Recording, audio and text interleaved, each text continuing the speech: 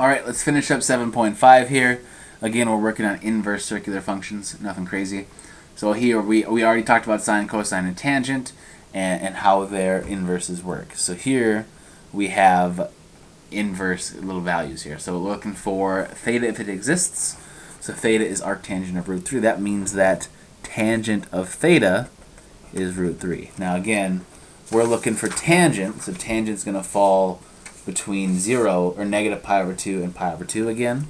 And we're looking for the answer to be positive root 3. So we're going to be somewhere up here. And if you can imagine, this has been a while, but if we can imagine taking the tangent of pi over 6, right? Pi over 6 is root 3 over 2, 1/2. So the tangent of that is going to be root 3 over 2 over 1/2, right? Sine over cosine. This is going to be a root 3 over 2. Remember, dividing by this fraction is the same as multiplying by the reciprocal. So times 2 over 1, they cancel, and we get root 3. So not the easiest thing to see, but the tangent of theta here means that theta is going to be pi over 6. Okay? And here we have cosecant. Okay? So what we're looking for here, where's my secant thing at? Okay? This means that cosecant of theta is going to be root 2. Okay? So again, nothing too surprising there. Now, what we're trying to say here, do I want to use this? Hold on. I have to make sure I didn't miss a page. I dropped my papers. No, I totally didn't.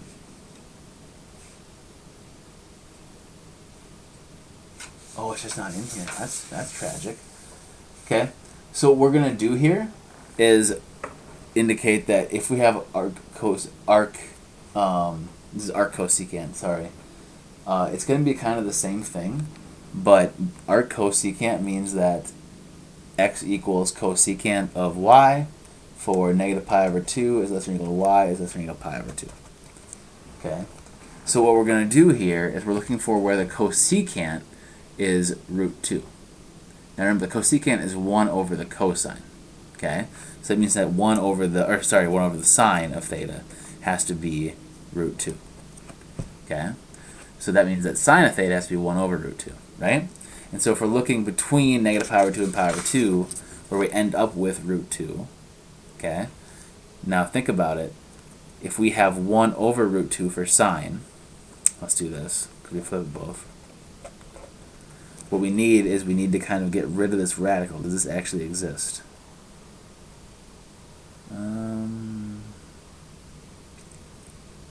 Should be at 60, I think. Or, wait, negative 45. Sure, one of these. Okay, so at negative 45 degrees, the sine of that is root 2 over 2. Now remember, root 2 over 2, positive, right? So this sine is this one right here, or it could be at 45 degrees, doesn't matter. Let's do 45. Let's do 45. Root 2 over 2 is the same thing as 1 over root 2, if you recall. Sorry, I was stuck there for a second. Because what you do is you take it times root 2 over root 2 to rationalize it, and then you get root 2 over 2, right? So this right here is what we're looking for. That means that theta here is going to be 45 degrees, okay? So again, nothing too shocking. Now, this could be negative, and this would be a negative 45, same thing. I actually don't like the degrees, so we're going to put theta is pi over 4 to make ourselves a little bit happier, okay? Sorry, I was stuck there for a second. I thought I'd missed a page. Okay, so to use a calculator, right, because some of the, not always are they going to be like nice values. Sometimes you're going to find a random like cosecant of 22 degrees. That's obviously not in the unit circle, okay? So to use your calculator, secant is going to be cosine inverse of 1 over x, right, because this is a button on your calculator. Cosecant is sine inverse of 1 over x. And then cotangent's a little bit trickier. Okay, it's going to be tangent inverse of 1 over x if x is positive, or 180 plus this if x is negative, okay? This all matters in order to like make things really nice. You want to have this in your degree mode, okay? That's going to be important. So let's go ahead and try to practice this. So this degree mode is just for the last one. Cotangent's tricky for that, okay? Now, here we have find y in radians if y equals the secant inverse of -4. So for me, we're going to use cosine inverse of 1 over x. So I'm going to push 1 over -4. My calculator is a little bit old-fashioned here. So 1 over -4, that's 1/4. And then I'm going to push cosine inverse. So I push secant this. Now, the issue is that I'm going to have the wrong answer here. And the reason is that I'm currently in degree mode. And if this is in radians, then that's no good. So I need to skip this. I need to switch my mode. If I can figure out how to do that on my calculator. It's been a long time. Oh, let's push degree. Now it says rad. You have something like that, so it's in radians. So we have 1 over 4 negative secant inverse cosine. That would be my answer. Okay. So y is 1.82. Unless this is supposed to be. I feel like this is fine. It seems very small. No, that's right. Okay. 1.82 radians. Now we're looking for theta in degrees if this right here is our value. So I would imagine they want us to be in degree mode, so change it over. Cotangent. Now we need to use cotangent as right here. Now we have negative 0.25, so we're in this boat. So we have to do 180 plus the tangent of inverse tangent, of 1 over negative 0.2528. These are not friendly on my calculator. So it's going to be 180 plus, I'm in degree mode, right there. So I have 1 divided by 0.2528 negative arctan. So I have 180 plus negative 75.81. So I get 104.19, we'll round. Okay? That would be our degree. So nothing too terribly hard, just follow those directions. Okay, we got to be really careful when using a calculator to do inverse cotangent, because and you don't really need to read this, because this previous page actually walks you through what you have to do.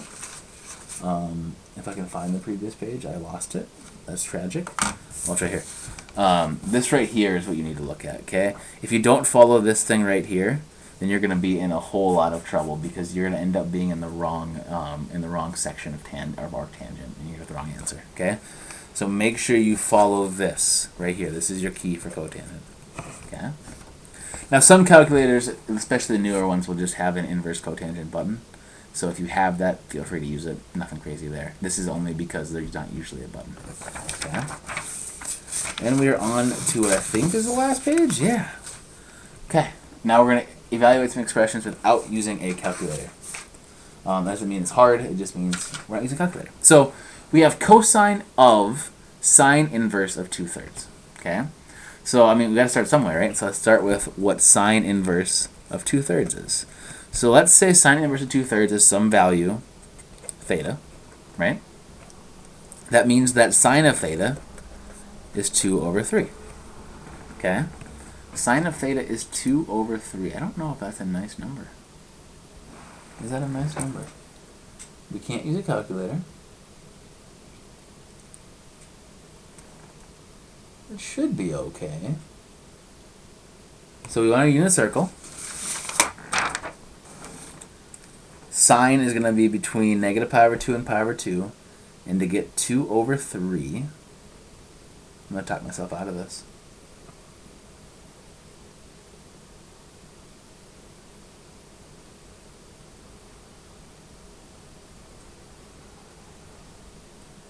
And what value is 2/3?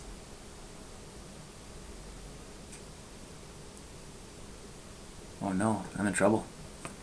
I'm not seeing it right now. Obviously, it's not one of these in this picture, right? It's not one of these 2/3. It's probably if you take like this over this, the sine of theta is 2/3. So you go down here. That's 2 over root 3.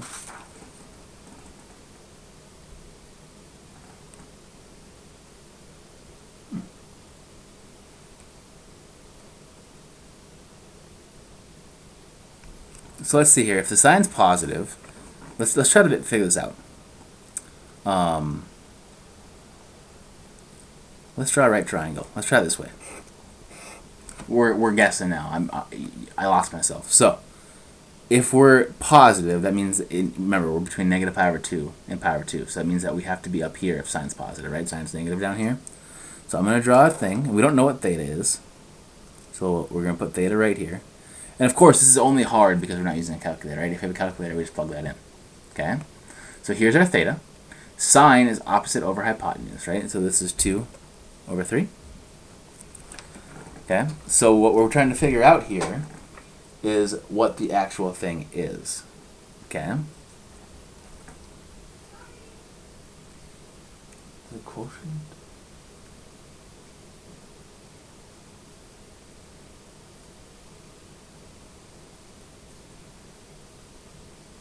Okay, and from here, we can certainly find this piece right here, right?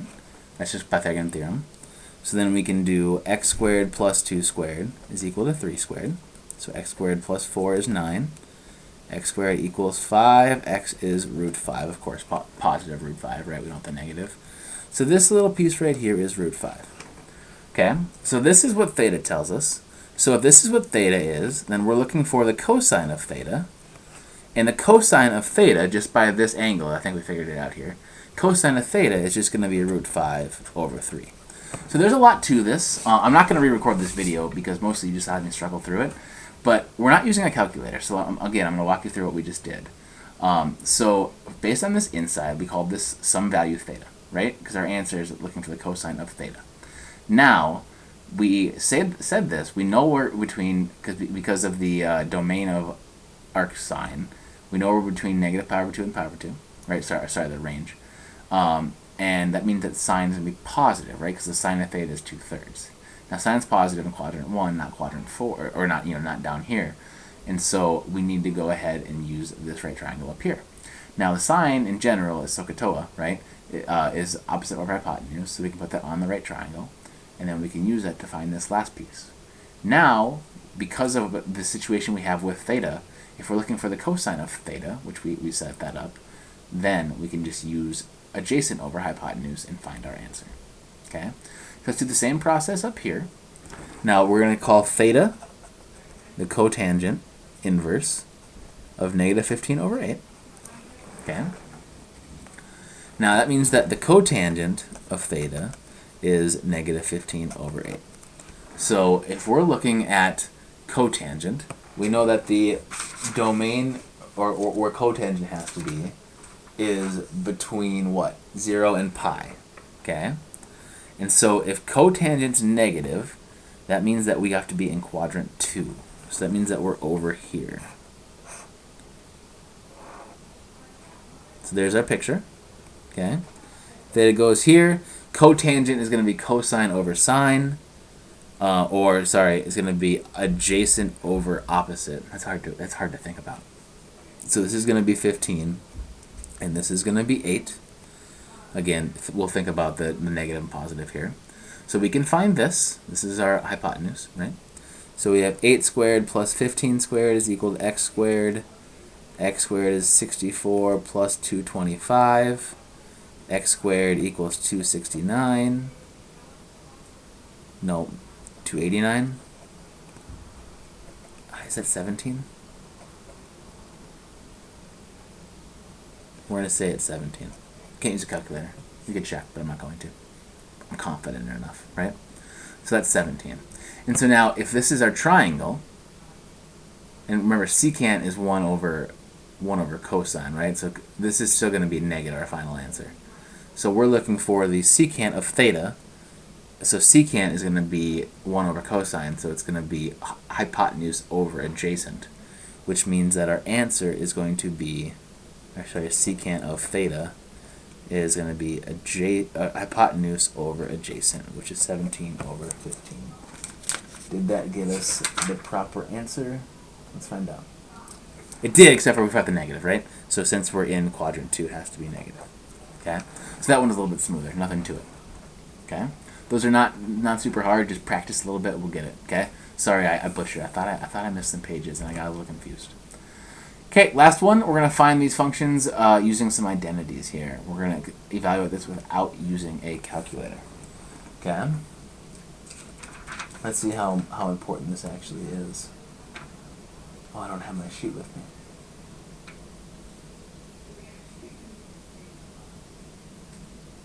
Let's see. We're going to come back and make one more video so I can make sure I have my sheet. We'll be back.